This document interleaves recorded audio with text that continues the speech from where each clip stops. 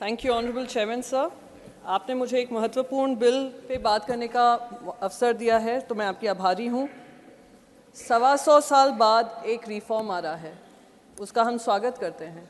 Post office bill 125 साल बाद आ रहा था। मेरी उम्मीद ये थी कि अगर हम बात करें कि किस तरीके से उसका मार्केट शेयर बढ़ाएंगे, किस तरीके से हम मॉडर्नाइजेशन करेंगे, किस तरीके से हम सर्विसेज को पुख्ता करेंगे, किस तरीके से रीएलोकेशन ऑफ एसेट्स करेंगे, किस तरीके से हम घर घर तक पोस्ट ऑफिस को पहुंचा पाएंगे, ये उम्मीद थी इस बिल के माध्यम से।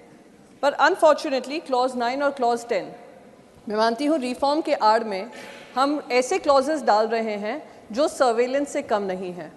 जिस तरीके से एक महीने पहले मैंने माननीय मंत्री जी को चिट्ठी भी लिखी थी, जब हमारे फ़ोन्स पे एक मैसेज आया था कि स्टेट स्पॉन्सर्ड सर्वेलेंस, जिसका मतलब है एक सिटिंग मेंबर ऑफ पार्लियामेंट के स्टेट स्पॉन्सर्ड सर्वेलेंस अटैक हो रहा है, इस पर कार्रवाई होनी चाहिए।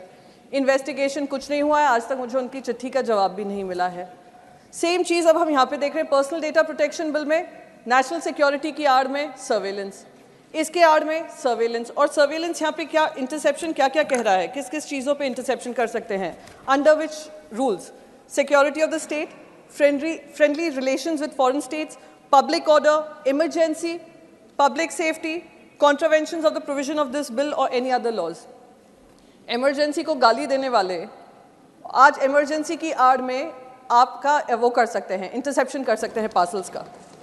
दूसरी चीज़ क्लॉज नंबर 10 कि कोई लायबिलिटी नहीं है सर्विसेज में, अगर दिक्कत हो, फॉल्ट हो, कोई लायबिलिटी नहीं है। लायबिलिटी कौन डिसाइड करेगा? केंद्र सरकार करेगी, उस बिल में प्रावधान है। तो इस बिल में हम ये क्यों नहीं कह सकते हैं there will be liabilities if there is lack of services?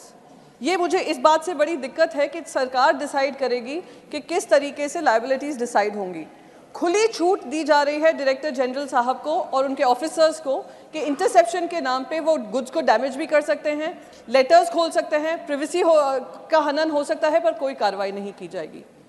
साथ ही साथ मैं लास्ट में बस एक ही चीज़ कहना चाहूँगी, मैं उम्मीद करती हूँ कि ये पॉजिटिवली इसको लेंगे और इस पर काम करेंगे।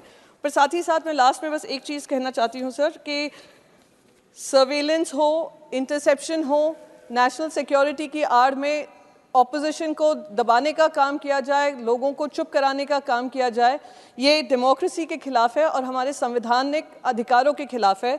तो इसको मैं इन दो क्लॉजेस के अलावा मैं इस बिल का समर्थन करती हूँ और उम्मीद करती हूँ कि इसमें किसी तरीके की अमेंडमेंट्स लाई जाएगी। Thank you so much.